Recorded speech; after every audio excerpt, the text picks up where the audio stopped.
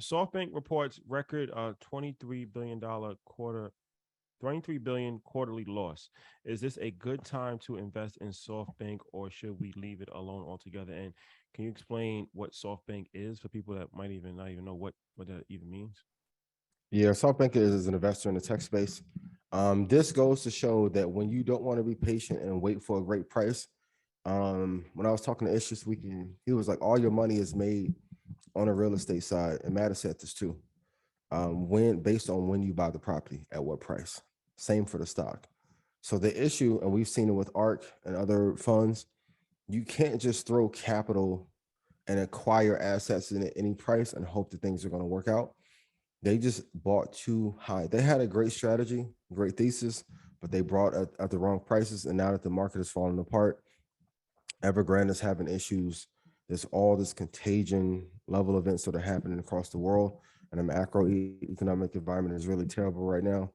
They're bleeding. So the number one thing I want everyone here to remember, if you're an investor in a company and they're not getting in at a great price, what makes you think that your investment with them will go up? Hmm. So if a company is worth 100 million and then they're making offers to buy in at the peak and they're deploying capital and burning through $2 billion in a quarter, like some company, I'm gonna be real, not the jacket time. They weren't even checking what the actual sales were. Some companies were doing 100 times sales in terms of valuation last year. This is 99 and 2000 all over again, but we have to realize that depressions and recessions are a part of a business economic cycle because everything just always went up. There would be no time for people to go back to reassess, to go back to really good business principles and fundamentals. So yeah, keep your eye on it. SoftBank, Evergrande, and I'm going to give you homework right now. Please go look at the top 10 real estate developers in China and see how much trouble they're in. If you guys remember, I brought it up last year and people like Evergrande's not going to go under. There is no mathematical formula that will tell you if you leverage 15x or 20x that you will not go under. You have to follow solid business principles. And I know it's not fun to talk about patience, risk mitigation, risk to reward. But if you're deploying 15 times the amount of capital that you actually have in your banking reserves, it usually never ends well. Yeah. I mean, and your investments are in a specific sector, right? And so if it's only in tech and you see what happens to the NASDAQ, it drops 32%. I mean, the quarter was only a 23 billion. Now I say only in just, but at one point they were down 50 billion. The companies that they were investing in were not profitable, right? They had startup company, like the branch that lost the most money is let me see, one sec, is the Vision Fund. So the Vision Fund is an arm of their investment strategy where it focuses on startup tech companies, which is great. And if it works, it's great. But on a downturn, when the entire sector takes a hit, you're going to take a big hit. And so if you're only basing it on their potential growth, like you said, that were inflated from 2021, obviously because interest rates were a lot lower. Once those interest rates start to go up, those profits are going to be cut very drastically. Yes. And that's what you're seeing right now. And so is it a good time to invest in them? Well, if you want to invest in companies that aren't making profit, and I'm not sure when is a good time, the strategy might need to be changed. Just from that standpoint, right? This is like we talk about, I took an L. No, you didn't take it. What are we going to learn from this? Right? $23 billion is a heavy hit. It's a substantial hit. It's a heavy hit on any company. So yeah, man. I mean that strategy, and I mean that goes for anybody, right? The average investor, right? And we talk about this too. Like you don't want to have your entire portfolio in one sector. Why not? For this exact reason, right? Warren Buffett says diversification is for people.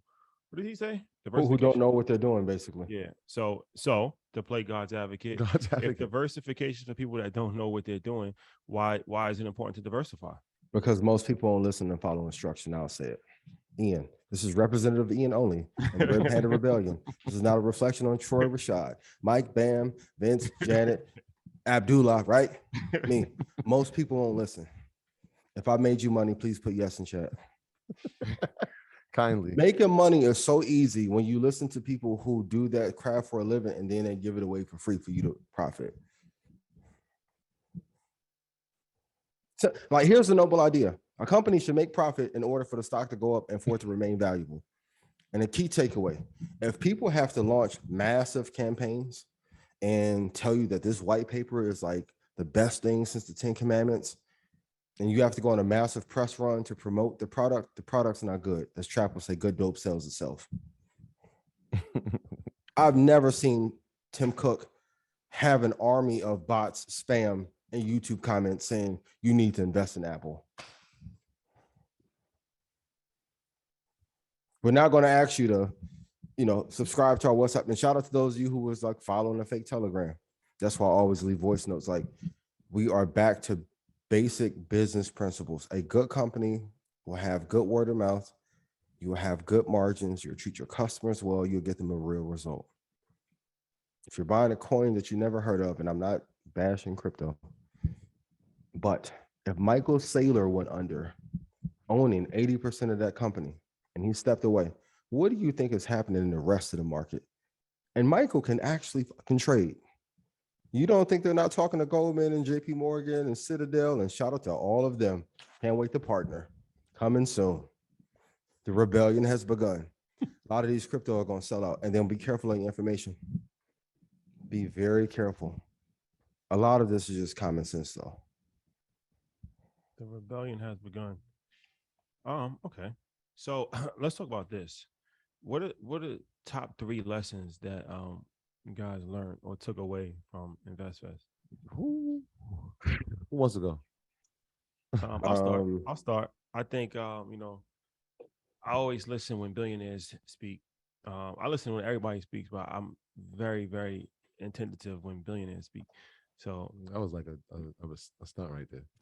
No, it's reality. I mean, how many people have conversations with billionaires? No, I'm not having this conversation when they speak. All right. I don't have to have a conversation to hear somebody speak. Got you. So I didn't have a conversation with Dan Cathy, but I heard him speak. So when Dan Cathy, he was using a lot of analogies, and he was saying how orchestra, every person in the orchestra has to perform at a high level for the music to sound how it's supposed to sound. And he said, never dumb down the music based off of the talent of the orchestra. Get better talent in the orchestra to fit the composition of the music. Mm-hmm. That's extremely valuable, Jim, for entrepreneurs, business owners, just people in general. Yep. Another thing that I took away was Tyler Perry when he told us about partnerships working together. And he was like, the problem that most people have is they try to get too much too fast. Mm-hmm. He's like, there's nothing wrong with getting small pieces, because you're getting small pieces here. He's like 5, 10, whatever, just small pieces of different things, as opposed to just trying to get a large chunk of something up front, Mm-hmm. which could potentially ruin a relationship or ruin a deal. And I thought that was valuable, because he's somebody who has done probably the best job of maintaining his independence, but he understands even that there's still value in collaboration. So even when he was talking about, like, working with BT, and he's like, there's certain, you don't have to do every single thing yourself. Mm-hmm. You know what I'm saying? There's nothing wrong with partnerships, collaborations, small pieces here and there. And the way he kind of broke it down, it made a lot of sense to me. Even, him working with Hollywood studios, renting his studio lot. So that was something that was real big for me, as far as that collaborative effort, that collaborative piece that he said. And then also from Steve Harvey, what I got from him was that perception is not always reality, but you can't worry about that. You just got to keep going. And when we told the White House story, which we'll be putting that out soon, but people are very fickle, and people will love you today and they'll hate you tomorrow. But you can't worry about that. Like, you can't, worry about what people on the internet are talking about. You just got to stay focused on what you're doing. Because winners don't have time to talk about other people. Only losers talk about other people.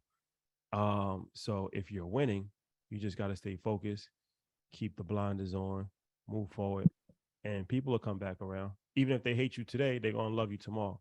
That's just how it works. And that happened to him a few times. The Miss Universe thing, the Donald Trump thing, and now he's back on top. So Yeah. you just got to stay the course. So those are three things that I took away from three different people. Yeah, that incredible. So I'm gonna start. The first thing I wrote them down was the value of humility, and it was so random. I was walking out of backstage, actually going into the vendor marketplace, and I see this gentleman with this sky blue blazer on. He had like 4 bags in his hand, and I saw like one of the staff just randomly walking with him, and the young lady walked up to me and said, "Can you help this man? He's trying to find the speakers where the speakers are supposed to go." And I looked at her, and she had no idea who the gentleman was. And I looked and I said, "Mr. Kathy, I'll take it from here. I'll walk you where you need to go." And he looked at me and said, "Hey, how you doing? What's your name?" I'm like, "Troy." I'm like, "Pleasure to meet you." And he was like, "Oh, pleasure's on mine. Here's a card." He gave me a Chick-fil-A card. Dan Cathy is the former CEO of Chick-fil-A who passed it down. He had a conversation with Dave Shands, but he was just trying to find his way, right? And so I noticed the bags. He had about 4 bags, and I said, "Look, what are all these bags?" And he said, "I was just walking around the marketplace, and people just kept giving me things, so I kept taking it. I actually got a cool cigar." And in my mind, I'm like, "Wow, like."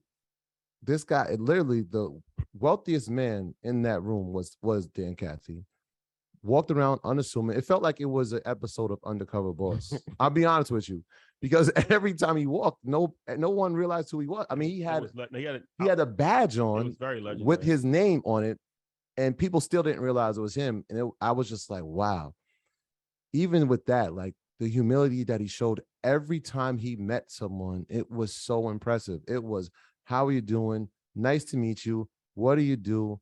What brought you here? What like are you in?" Like I watched him I introduced him to Don Peoples, and I was in awe because they're having this $1 billion conversation right in front of me. He wanted to know about the affirmation tower. Donahue Peoples wanted to hear about what he was doing in the west side of Atlanta, and I'm just Yeah. sitting there like, this is what InvestFest is. Like these type of conversations, putting people in positions and in rooms where these conversations could be facilitated. And even after that, he looked at me and said, "Thank you for showing me around. I appreciate it. Let's take some pictures." And I'm like, wow, like to have his level of success, but to also have his level of humility was incredible. So that was my first thing. The second one, and I kind of live by it. And I know he gets frustrated with me sometimes, but I look at the sky. I look at the sky, and Steve referenced it when he gave that reference of looking at the wall, and Tyler kind of gave it during his interview when he's like, "If I'm looking at the lights, I don't know what people are doing in the seats, so I got to focus on the lights." So like anybody saying anything, like I always, and Ian, you know this, like you say something about me, you're not gonna hear a reply because I know what the focus is. If you mastered that. I Yeah. cannot be, I will not be, like, not that I cannot be distracted, I will not be distracted. And so just having that laser focus on the bigger picture, the bigger vision, and not being distracted, not letting anybody take me off my path. And so to hear him confirm that, I was like, yeah.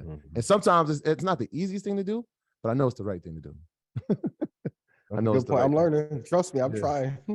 Yeah. And like Yeah, we you go mastered that. back and forth with that. Like, nah, some things need to be addressed right now because they need to be addressed. I'm like, nah, bro. Let's just. It don't matter. It don't matter. So we go back and forth. And the third thing was that impact has no boundaries. Like impact has no boundaries. The amount of conversations that I heard from the people who were in attendance this weekend was incredible. And the stories came from all over. They came from all types of different professions. They came from all different backgrounds. But you just never know. You never know what one episode or one piece of information can do. I actually, last night was talking to a gentleman. I told him I have to change my story now. I used to say that people were showing me like, hey, they made $100,000 in their brokerage account, and it was because of a piece of information. The gentleman last night said, "Troy, I started listening to Market Mondays in April of 2021. I have 7 figures in my brokerage account. But y'all, I can't pay y'all for what y'all have done." Yeah. And so, like, you just never know where the message is going or where the impact is going to go. So that's why you just got to keep delivering. You just got to keep delivering. You got to keep adding value. And kind of like what we're doing tonight is just continuously be consistent with that. Because you never know. You never know what one piece of information can do for somebody. Yeah. Let me just follow up that real quick, Ian, before you go to Dan Cathy. First of all, 7,000 people on YouTube. Hit the like button, please. Love you guys. Dan Cathy's situation is interesting. He came early. That's one. So Dan Cathy's worth $7 billion. You should know that because it's important. So he came early. He's on time. He's early, and he has a suit on. He's very unassuming type of guy, like probably like 5'6", something like that, 5'7". And he has a jacket blazer with a name tag, and his name tag said Dan T. Cathy, and the position, it didn't say CEO, it didn't say it doesn't say any of that. It says customer service. Mm-hmm. That's his title, Dan T. Cathy, customer service. And he came by himself. Not one person. He came by himself with a Chick-fil-A bag and a Chick-fil-A name tag, and was just walking the vendor marketplace. So I say that to say there's a few different lessons in that. You never know who you're speaking to. Now, if you read the name tag, even if you didn't watch Market Mondays and you didn't hear us telling you who Dan Cathy was, you might have really thought he was customer service. You might have thought he was customer service. So he might have, a billionaire might have been at your booth having a conversation with you, and you might have saw customer service on his name tag, and you might have thought that he was customer service for Chick-fil-A. Yeah. You might not have known that you was literally speaking to somebody worth $7 billion. It's not even might. That's the crazy part. It's not even might. Somebody's listening to this right now because he was at their vendor booth. Well, that's what I'm you saying. know what I mean? Like, it's crazy. So I say that to say about that. I say that to say it's important to get to places early first. That's a life big lesson. key. Because all the vendors wasn't even there yet because it was before 10 o'clock. So it's important to be early because you never know what can happen. And it's important to just speak to everybody. Like, you never know who you're talking to. So you never know. You never know what can happen. Yeah, it was real undercover boss. The young lady, I was like, after I was leaving, I'm like, ma'am, do you know what it is? She was like, no, he just seems like he was lost. I'm like, okay, no problem. He's gonna be on stage in a little bit. He'll let you know who he is. My graduates from my school being Forbes, bag drop. Bag drop. A mic drop, bag drop. Bag drop.